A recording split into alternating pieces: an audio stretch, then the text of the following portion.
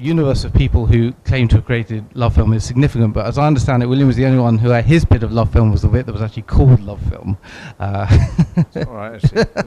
That's right. So I think that makes him number one on that list. He was a very early investor in Grays, and also in Zoopla and sort of in Secret Estates, and most recently Hubbub and a number of other businesses as well. So he's a serious fixture, a serious player. We're very proud to have him as well as an investor in Tide, and we're very grateful to be able to welcome him here to the Tide store this evening. So please put your hands together for William Reeve. Thank you, George. Thank you all for coming tonight. Not many familiar faces, so I'm very happy to take questions later. Look forward to a proper discussion. I'm talking to you tonight about pricing. Pricing has always been something which I felt has been an often under-exploited way of creating value. And I want to give a few examples of this, but I suppose I need to set the context. So what I'm trying to talk about here is how the psychology of pricing is much more important than the level of pricing. And I want to give you some examples of that. So what do I mean? But before I do that, a couple of quick questions for you guys to ponder to yourselves. No hands at this point. I'm hoping most of you have heard of this brand. I want you to think to yourself for a moment, what does this cost, this brand? To you as a consumer, what's the price point? It's a monthly price. What is it? I don't want an answer. I just want you to have a quick think about it. Try and remember the number in your head. Write it down if you need to, if your memory works the way mine does. The next question I've got for you is, and I don't know if you can read these at the back, but this is when we've moved from Sky Movies seamlessly to the theme park business.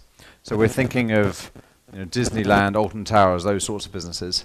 A lot of consumers will use those services for a one-day pass, but they also do a decent trade on annual passes. Okay, and this particular business, they have two price points on the annual pass. One, £180 per person, or for a family, £139 per person, or a premium offer, £290 per person, £179 per family, with a slightly enhanced set of benefits for the premium offer. So essentially, what you get for the standard offer is 12 months entry, but with some asterisks and footnotes about London and dates and things like that. 20% discount on food, membership of Holiday Club, invites to special preview events, discounted entry for friends and family. And for the premium offer, you get all of that, plus some car parking in some of the places, and some events, and fewer of the restrictions, but with brackets, some other restrictions, and a privilege pack with like a lanyard and a card holder, and priority entry to attractions, but brackets, close brackets. So the question I have for you here is, if those are your price points, whether it's for the family, which is these prices, or I'll just jump back a slide, for just you as an individual, which one of these are you going for? Actually, more to the point, what percentage of people do you think go for each one? Okay, is it 50-50? Is it 100-0? Is it 0-100? What? That I want you to have that in mind. So, two questions you've got to think about here. What do you think Sky Movies costs? What do you think the relative mix is between these two annual passes at a fun fair, sort of annual theme park? With me so far? Very good. So, back to my world. I'm an ex-management consultant. That means I know spreadsheets. If you'd asked me at the beginning of my career, how important is price in a business, I would have said very important. It's like one of the key things you need in your spreadsheet. Okay, and in fact, this is an actual spreadsheet from Love Film, the early business plan for Love Film. And you won't be able to see it from here properly, but essentially, pretty much the first thing you're doing here, this is about the number of subscribers you have, and the first thing on this line is revenue per subscriber, including VAT. Okay, that's the monthly price point. And then there's a whole bunch of stuff that comes out, like how many discs, this is back in the world of DVDs, how many discs are they taking, how long is a trial, there's a conversion rate, how many new subs are you getting, how many are you losing, blah, blah, blah, blah, blah, blah, blah. But that price point, absolutely critical input to the whole business plan, right? And fundamentally, in our world, when I started Love Film, actually George didn't quite get that right. My bit of Love Film was the bit that consolidated all the other bits. So it was sort of our tech platform was the one that the operating business was the one that took over the others. And our whole business plan was based on having the best tech platform and the best cost structure, and that was going to enable us to support the lowest price. Okay, and that was going to be pretty important, and we didn't properly foresee just how price competitive and how commoditized the space would be. There were 20 different competitors at some point, but so the price is when you've got 20 competitors all offering something similar, the price is absolutely critical, of course. And so this row on that spreadsheet was as important as it gets. That's how important price is, right? Except no. My argument is tonight here is no. This is all the wrong way to think about price. This is not actually the importance of price. And I want to just try and ask you guys to think about price in a slightly more sophisticated way tonight. So I want to use 3 examples of pricing and the psychology of pricing and how you can be more sophisticated about it. I'm going to use online movies, the love film world, quite a dated world actually, because I'm going to take you back in time a few years. Grocery delivery, which is what I've been working on recently, and theme parks, which I've alluded to already. I'm going to start with online movies. So back in the dawns of time, and probably most of you guys were still at school, there was such a thing as DVD rental. It was just starting in the UK. Netflix had been doing it for a few years in the US. I'm taking you back here to about 2002 and 2003. And when I first looked at this space in the UK, there were 4 people doing this. And they all basically had the same price point, and that price point was £19.99 a month, including VAT.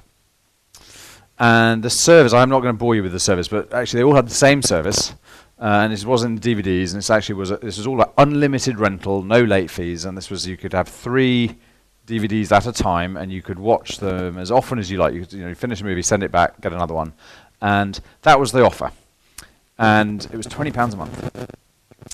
And after I entered the market, we entered a market that looked a bit like this. When I entered the market, I think the total number of subscribers was somewhere between 10 and 20,000. And what I know now, with 15 years of hindsight, is that I think the size of that market for that service in the UK was somewhere around 50,000 people. 0.1% of the UK. Total size of the entire market, revenue-wise, of order £10 million. What actually happened over the next few years wasn't wasn't at all obvious to me in my business plan. That spreadsheet I showed you earlier, just didn't think about this at all. Was that by the time I left that business, sort of 5 years later, and we were the market leader, we'd acquired we bought Amazon's business, we'd bought the company that came up with the name Love Film, blah blah blah blah blah. One of the many things that happened along that journey was that the key price point that we were signing consumers up into that service on at that point was basically about £5.99. There was a £3.99 headline offer, and the £7.99 was a very, very popular package, but the core price point is £5.99. And actually, to this day, Netflix and so on, generally the price point is somewhere between £5 and £7.99. Okay. Now, these days in the UK, when you add up Netflix and Amazon, etc., there are 7 million people taking some service like this at about £6 a month. So the market is something like £400 million a year. Still not a massive market, but 2 orders of magnitude going on. What's happened here? Well, again, it seems so obvious in hindsight, but £20 a month, who's going to pay £20 a month to watch movies? It's going to be somebody who's watching a lot of movies. Okay, who's prepared to pay £5.99 a month? 7 million people. How many movies do you need to watch a month to regard £5.99 as affordable? 1 or 2. How many movies do you need to watch a month to watch this many? You need some film junkie in your house. The classic audience for this, obviously, I dare say, was a much larger chunk than I realised of 50,000 people, is disabled people, bedridden people. Okay, this is a big number for them. This is a bargain, especially when you say unlimited movies, watch as many as you like. Right? Wow, awesome! If I watch 50 movies a month, this costs me less than £1 a go. Right? There aren't many of those people out there, though. So, I'm giving you a bit of a sense here of some of the hidden subtleties about pricing. I'm going to dig into this in a little bit more detail. Turns out the metric that actually matters on watching movies, I've just alluded to it, is the price per time you watch a movie. Okay, and now Love Film was selling a subscription.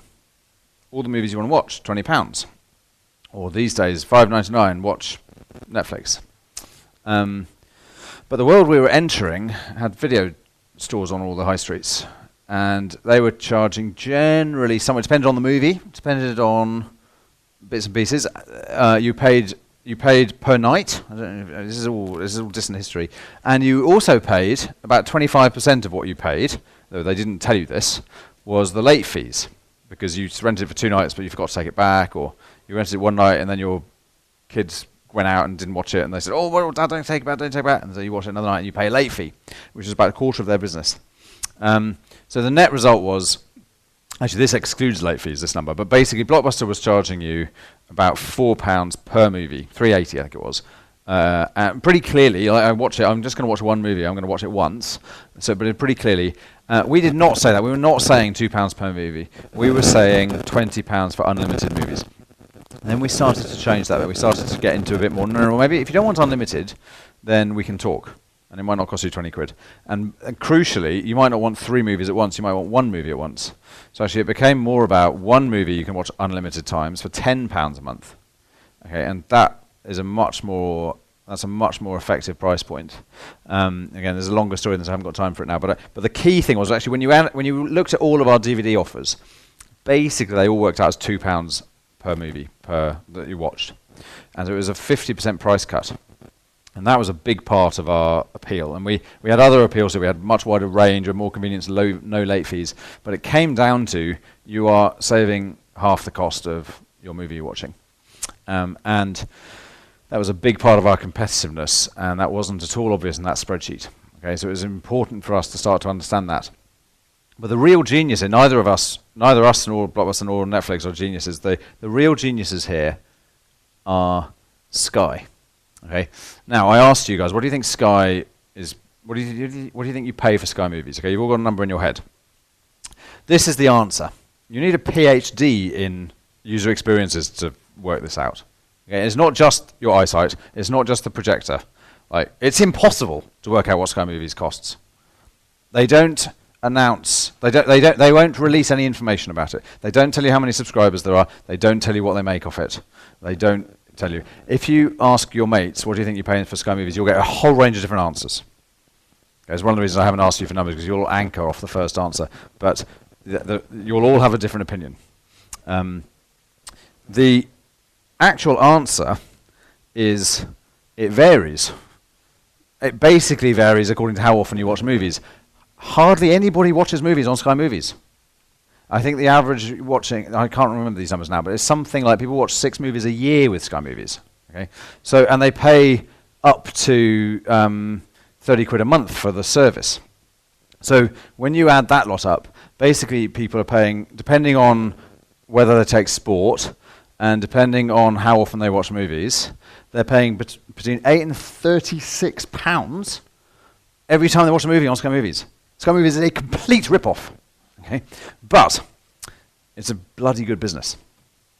And when you look at the universe, the way Sky look at this universe, okay, so I mean, Netflix, to be fair to them, they've got the market-leading position now in the UK on this in volume terms. In fairness to them, they've got 7 million people. That's a lot of people. Sky doesn't have that many people. I think this is Reeve estimate, so big confidence intervals around these. I think Sky has around 4.5 million people paying for Sky Movies in the UK. Fewer than Netflix. They're paying up to £36 every time they watch a movie. Okay. And so actually, I think they have more revenue than the entire market for streaming movies. And more to the point, when you think about the profit that is available here, there's no profit in here. Netflix isn't making any money in the UK. Amazon isn't making any money in the UK. Nobody else is making any money in the UK. So if you think of a market as profit pool and profit opportunity, which not many of us in the small business sector tend to do, but at some level or other, it's kind of why we're all existing. This is a zero-size market. And all the profit lands on Sky. And actually, the profit they're making here is bigger than like the market was at all. for quite a large chunk of the film development. So that's my sort of deep dive into the sort of some of the importance of price. Part of the point is the price that we all thought it was in our spreadsheets was the wrong measure. It was a monthly sub measure. It's not the right measure. The measure that really matters to consumers is what they pay per movie, even though consumers will never tell you that. But the real magic is the way Sky position it, which does involve a PhD in UX, is just devilishly clever. And it's very subtle and sophisticated, and it's all down to, are you taking sports and varieties, and you want Disney and National Geographic? I mean, it's all ridiculously complicated. But the net result is they end up in this sort of position. And it's the same content. So let's have a think about a couple of other examples. I've got another detailed example. This is Hubbub. This is an online grocery model, quite an unusual model. This business works by essentially bringing orders to small shops. So you're going to a shopping, so I'm going to bring you orders. Customer's going to place grocery orders with me to the butcher or a fishmonger or a cheese shop, whatever. And I'm going to, so customer places an order online. You guys, the shops, are going to get that order. You're going to pick and pack it for me, and we're going to come pick it up off you and then deliver it to the customer. That's kind of how the business works. And when the business started off, it had a beautifully simple way of talking to shops, how it used to talk to the shops. And it used to say, look, Mr. Butcher, cheesemonger, whatever you are, you're probably turning over maybe $500,000 quid. You have got roughly probably 40% gross margins, quite high. The shops Hubbub was working with quite high margin, high brand, so premium products, higher margins than typical grocery products. And so, you sell $500,000 quid, your gross profit is maybe 200 grand, and we want you to share half of that gross profit with us when we bring you new business. So you're going to pay us 20% commission on orders we bring you.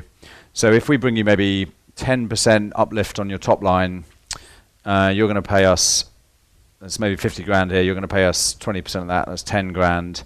And the net result is you're going to make a bit more profit, a bit more gross profit. Your gross profit is not going to be quite as good on us because you're going to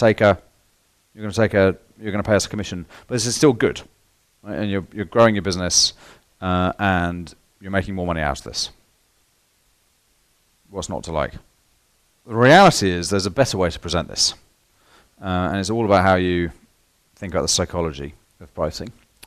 And what we've ended up doing, so actually let me just jump back a bit. One of the issues is, yeah, but I'm doing this work for 10% more business, but it's actually only making 5% difference to me.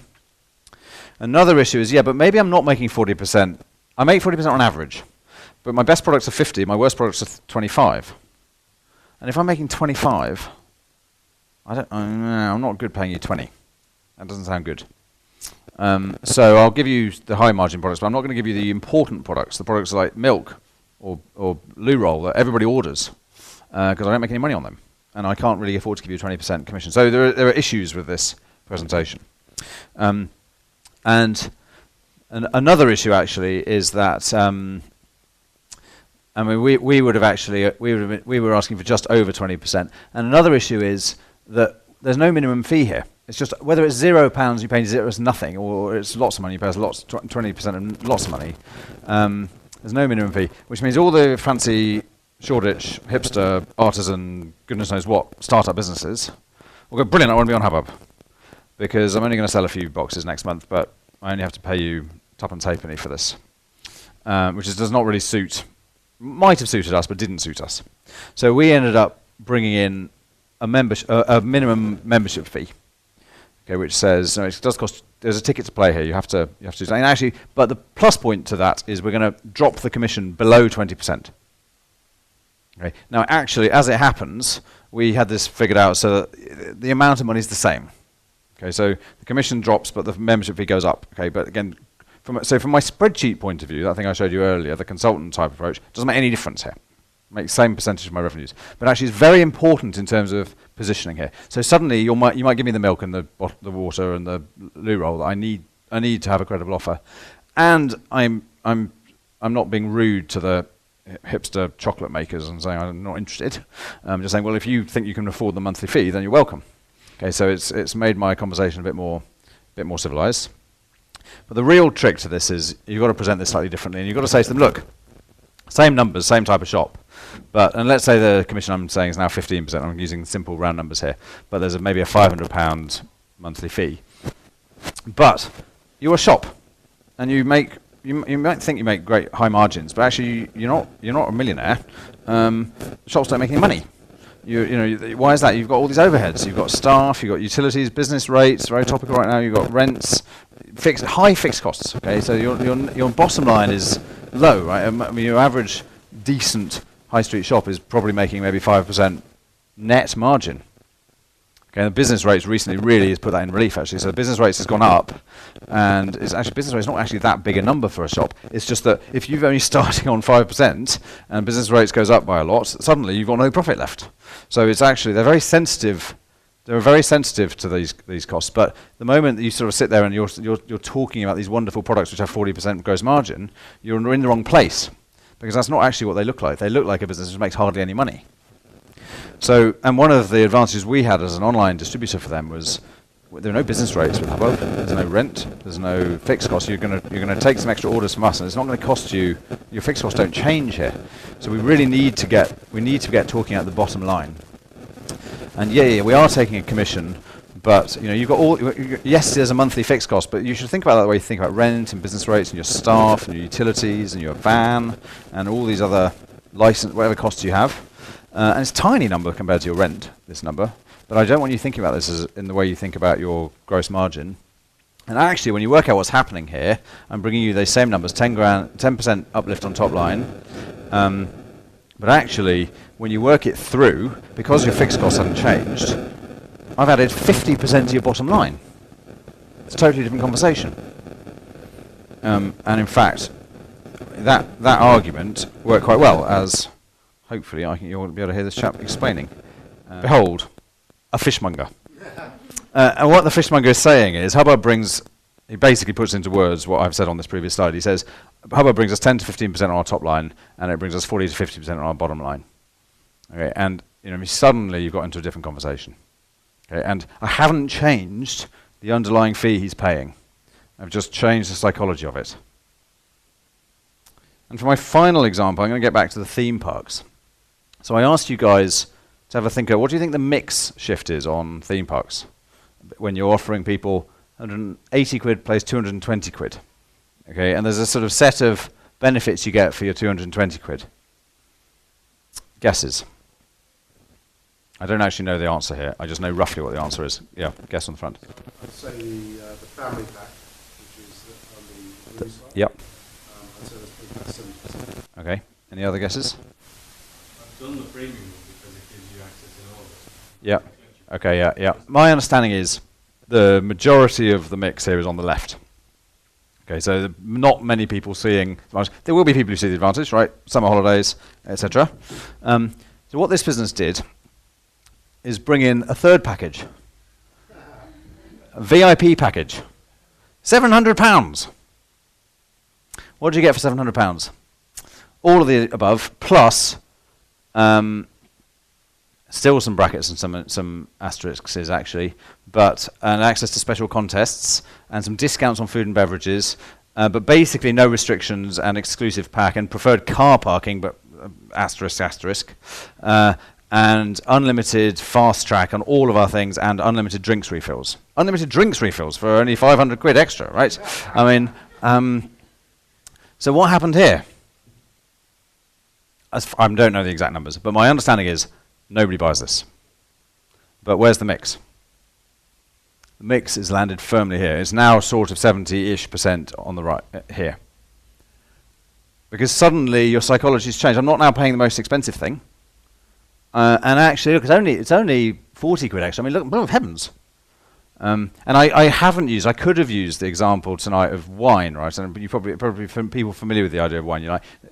This concept of never buy the cheapest wine. I always go for the second cheapest, right? And then the more sophisticated version, well, actually the restaurateur is onto that one. So the second cheapest wine is the one where they make all their profit. That's wine psychology. I feel like wine psychology is too obvious because you can't tell anything about wine. Okay? So all you've got to go on really is the price. Whereas these products, look at all these details. It's not ambiguous here as to what's going on. You've been given all the detail, but the psychology is still playing the part. And there was something like a complete reversal in mix when they brought on this product. I don't think they sell any of this thing. In fact, I've sort of hidden it from you here, but when you look on the website, it's got a big thing on it saying lines closed, right? So they're not even selling any more of these things, but I think that might be a operational hiccup. But basically, by introducing this essentially anchor, you've suddenly shifted the mix, and I think that's a brilliant example of how the psychology of pricing is more important than the level of pricing. Well, I think George wants a minute, and then we'll take some questions. William, thank you very much for that really revealing talk. So we've got time for questions from our audience. So if anyone's got one, please put your hand up. Hi. I've got a few questions, but the one I want to ask is about Sky. So everything made sense except for Sky. Yep. Because they're clearly fleecing customers. And, they're clearly charging more than everybody else. And why so many people still paying for that? Whereas, when you launched Love Film, people weren't prepared to pay for the premium price of £20. People are prepared to pay £38 for Sky Movies when Netflix exists and you can pay £6. So is that how are they actually able to sustain that, or are they not? And is that going to die? So what's going on with Sky? So we worked out at Love Film during my tenure, so probably 3 years in, that roughly this, what the argument I've made to you here, and how vulnerable Sky were on the price value, but we never figured out a way of. We never even tried really, because we just thought we can't explain that to people. This is not well understood by people, and you don't have. They had an acute sense of being pissed off with Blockbuster, because they knew about late fees, and they were scared of late fees, and they knew Blockbuster felt like bad value for money. And part of the pressure here was Tesco and the retail chain bringing the cost of buying DVDs down to these sorts of levels. So there was quite a strong sense of I want value for money, and I need that. But there was no sense of actually Sky and paying a fortune to Sky. And partly what's going on here, I mean, the two obvious axes for that calculation are what package do you go for, and then how often do you watch it. So the main reason Sky is so expensive is nobody ever watches it. Okay, but it's completely rational for you as a subscriber to just cancel it. Okay, this is ridiculous. I'm paying £10 every time I watch it, or because I watch it 10 times a year, and I'm paying them £100 over that year. Therefore, it's £10 a movie. But if you're only paying them £100, it's because you probably take sport already. And then if you take sport already, movies cost a lot less. And the only guys who are paying kind of £30 a month for the movies will be guys who only take Sky Movies and probably take practically nothing else. They probably are watching those movies, so they're in some ways they're probably not on the worst case of this. The guys who will be on the worst case will be the guys who just say to Sky, I want everything. Okay, and they never watch movies. And they're probably not paying that much for movies. They're probably paying, I am out of date here, but I think the complete bundle here is 80. The sports bundle is 48. Yeah, so the next highest price is 48.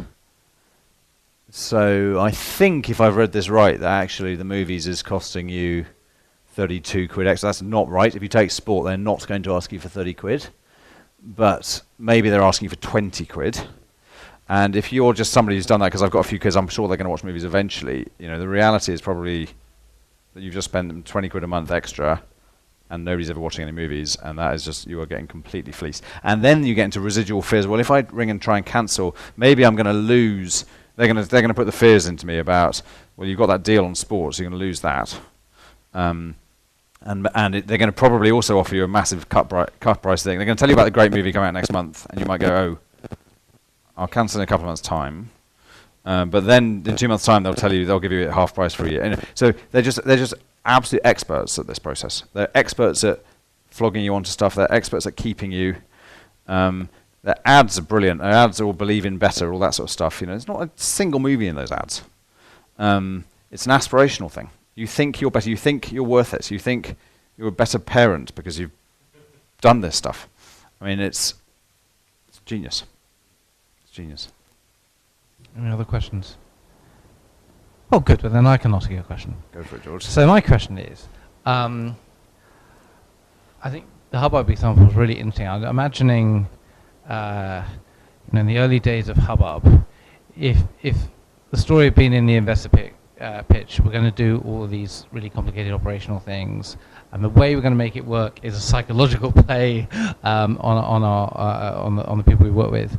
I imagine that'd be a pitch that would just be hard to tell a story, because people would say, well, no, you've got to be working on some other fundamentals in your business. So my question is, there is an investment that a company has to make in running these sorts of experiments, and founders might well be scared to make that investment early on in the history of the business versus later on. So in your experience, what is the right time for a business to be starting to do these sorts of experiments in its evolution? Well, I think actually it's a good question. So how does one think about the experimentation needed to figure this stuff out? Paraphrasing. And I think that actually you can't really experiment with this stuff. So in Hubbub's case, actually, we really struggled with trying to transition out of straight commission into membership fee plus commission, because it's just different, and it's quite a different model. And if I'd gone in LoveFilm, we were able to experiment quite a bit on packages, and we delayed doing that because Netflix was either lying or was stupid. But Netflix claimed that the only package that made any sense was the $20 a month package, which is, as we all know these days, just wrong. But whether they were just trying to be misleading to put people like me off the scent, which succeeded, or whether anyway. So it took us a while to realise actually what was actually really obvious once you think about it, which is £10 a month for one disc is a third of the cost to us of providing the service as a 3-disc package. So if it's 10 quid versus 20 quid on the revenues, but 1 versus 3 on the costs, like duh, there's more money in the one which is half the revenue and a third of the cost than there is on the other one. And that once we'd it really takes no genius at all to work that out. But once we'd figured that out, we started to aggressively push on experimenting on that model, and then you get into a world of maybe actually even unlimited. We like unlimited because it's quite an important part of our appeal. But if it's really important to get customers at 8 quid instead of 10, I can't offer unlimited at 8 quid. I'll cap it and see what happens.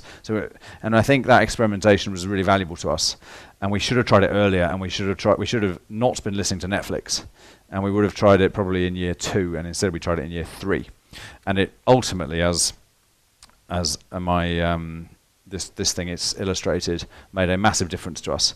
And I entered the market. I came in to compete with these guys, and I came in at this price point.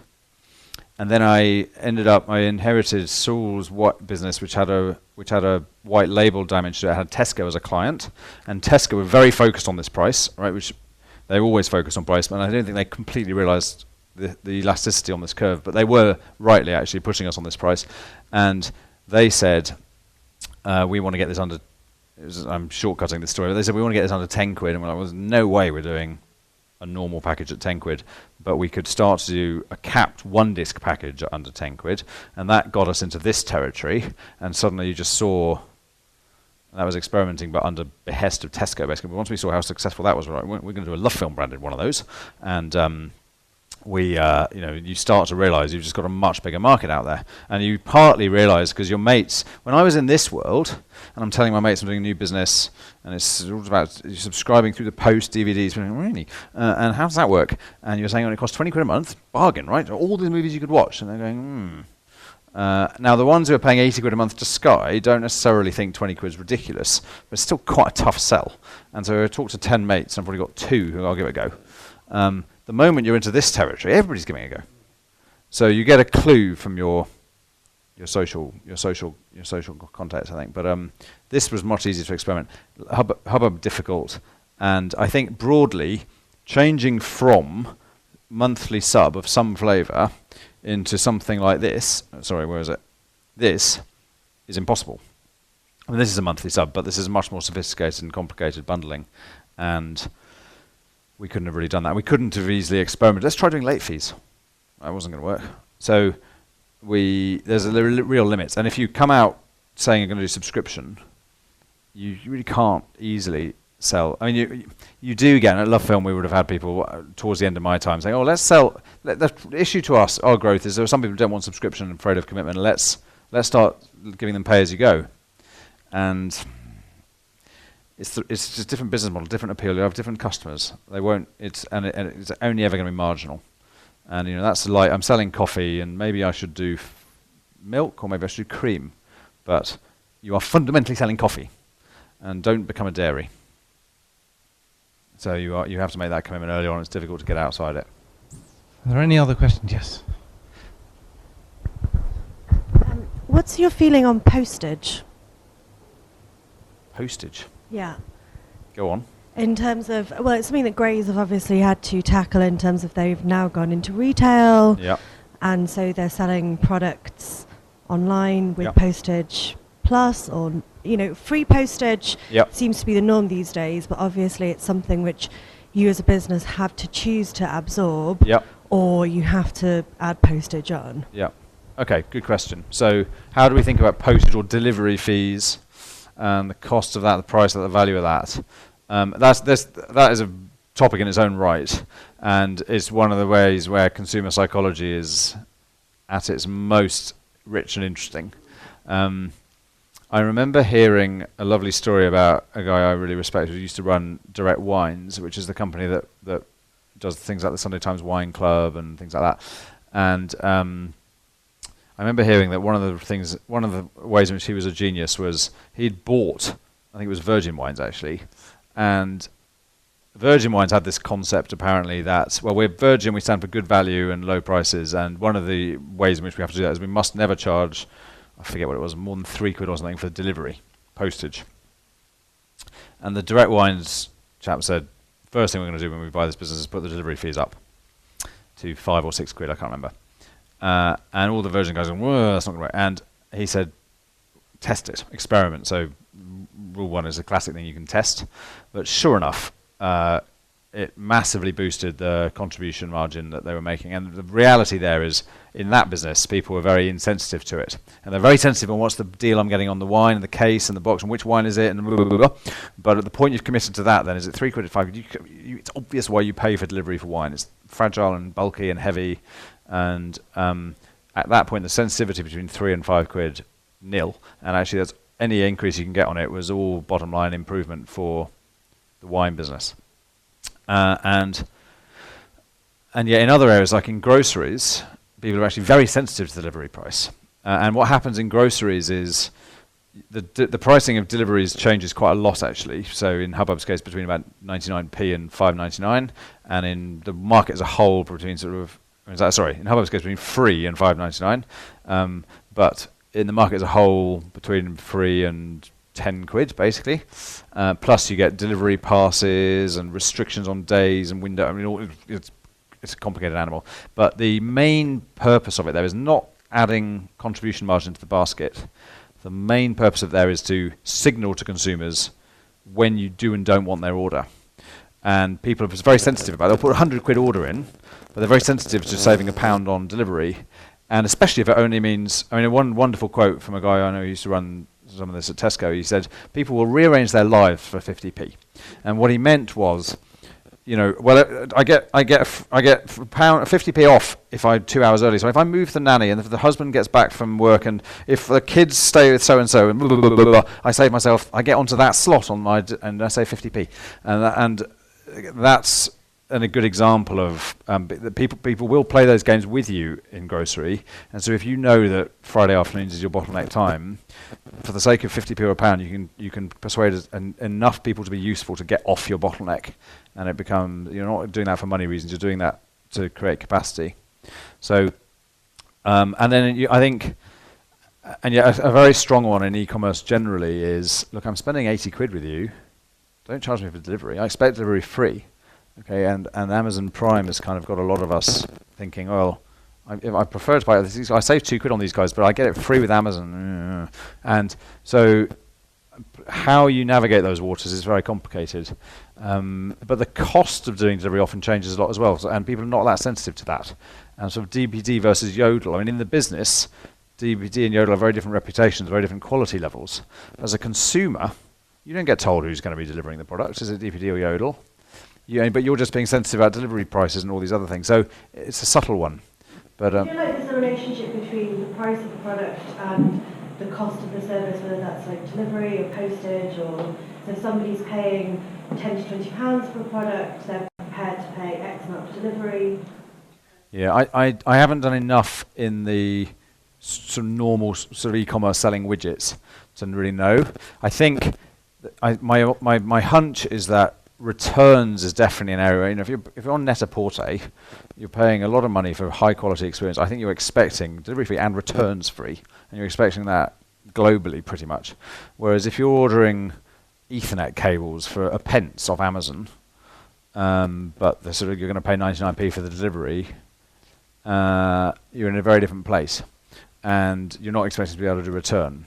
And if the return costs you £5, that's like, well, yeah, but kind of, it was only, I was sort of expecting that.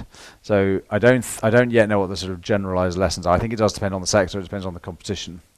One of the tricks we pulled in Love Film as we grew and as we got more mature and we got more sophisticated about this, was one of the things we'd start doing on our white labels with the EasyJet pushed us on this. We had an Easy Cinema brand, and they wanted to be the absolute lowest price on the particular package that they could possibly be.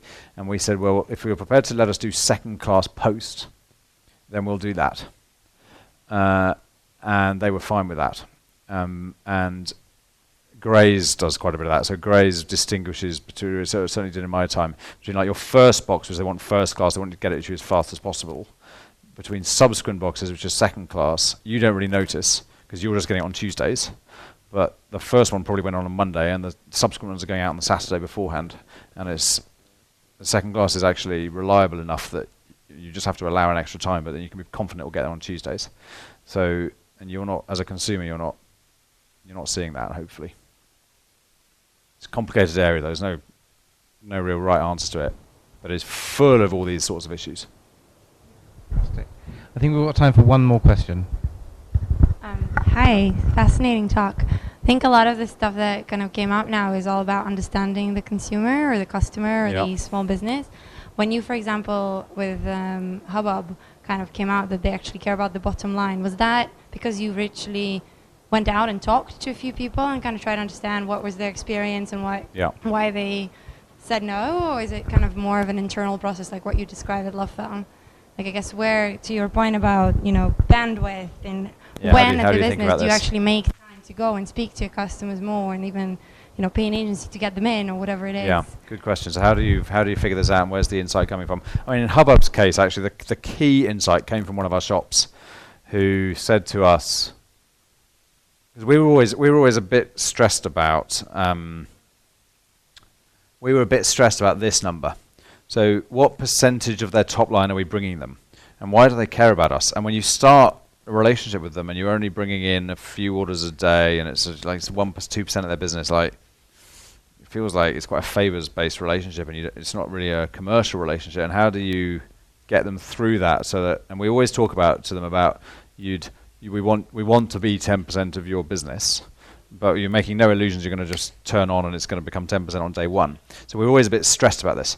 And there was a shop that, I can't remember why we were talking to them, but one of the team was talking to them. And it was a shop we've been working with for quite a long time, definitely past the kind of, if you like, honeymoon period or the I'll just give it a go and see what happens. I don't really care what happens in the next 6 months. We're through that period, and they clearly regarded us as a long-term partner. And they actually were quite a big business, and they had a wholesale arm, and they had various things. And we knew we were under 5% of their business. And like, why are they bothering with us? And at some point, I can't remember exactly the conversation, but the guy said to us, well, like, I didn't make any money last year, and I think you guys turned me into 2% profit. Okay? He said something like that.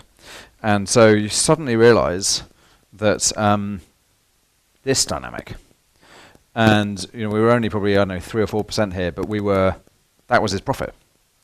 And we turned him from like, do I have to close something, to actually I'm really glad I did Hubbub, because that's where my money came from. And that was and I think it's something that listening and realizing the person who we said that to didn't immediately twig the significance of it, but they came back to me and they mentioned it to me, and I was like, that is, we need that number. And originally, I joined the business several years after it was founded. We hadn't even collected any of this stuff, so we didn't know how big the business was. We didn't know what the margin was. We didn't know what they were doing. And so when we started to try and go, well, how many of these?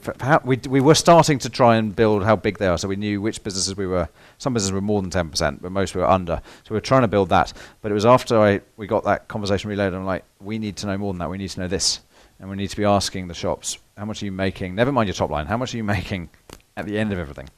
And they won't usually tell you, but when you don't need them to tell you an exact number. You just be like, do you guys make much money? And they go, you're probably making under 5%, right? Right, good. I know where we stand, and I know that I can make a big difference to that number. And I don't really care if you're 50% margin or 30% margin. I know I can make a material number difference to what you really care about, which is the cash at the end of the month. Yeah. William, thank you so much. It occurred to me as you were talking that there's the other manner of price discovery, which actually I think you sort of alluded to towards the end there, but we didn't talk about much this evening, which is price discovery by cock-up. I started my career at Capital One, the American credit card issuer company, and it was always said at Capital One, and I think it is true, that Capital One grew a huge business having cleverly invented the ability to offer credit to people with lower credit ratings at a price point that was typically about 29%, which never happened before. But what wasn't so widely known was that had actually occurred entirely by accident, that a mail shot had been sent out, as it was told internally, using that price by accident. Nobody had ever actually thought it would be nuts to take out a credit card at that price, and it turned out that a load of people did sign up for that credit card, and it was essentially almost impossible to lose money on your customers if you charged 29%, and thus an enormous retail bank was born. So thank you, William, for showing us ways that we can not succeed by cock-up, but actually by a bit of smart thinking. It's been an incredibly illuminating talk, and really appreciate your time. Thank you very much. Thank you, George. Thanks.